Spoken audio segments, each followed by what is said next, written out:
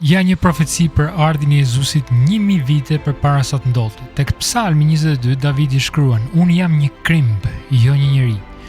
Nuk është thjesht poezi, në fakt është profeci për kryqëzimin e Jezusit. Fjala në hebraisht është tolaat, krimbi kuq që përdori për bojën e tendës së tabernakullit, si edhe për të lyer rrobat priftërore. Ky krimb bën diçka të jashtëzakonshme. Femrat ngjiten në një pemë, ngjitet fort dhe nuk mund ta heqësh atje në fakt pa e coptuar. Ajo lind fëmijët e saj dhe më pas vdes mbi ta. Trupi i saj i mbulon me gjak të kuq duke lënë gjurmë edhe mbi drurin. Pas 3 ditësh trupi i saj zbardhet si dyll dhe bie nga pema. Na kujton kjo. Një gjallëes që sakrifikon veten për të vegjëlit, një trup mbi dru, gjaku, 3 ditë, dashuri që shpëton. Pyetje për ty në fakt, a mendon se Zoti ka lënë gjurmë sakrificës tij edhe në natyrë? Si të flet ty kjo histori sot? Më shkruaj më poshtë, Zoti të bekoft.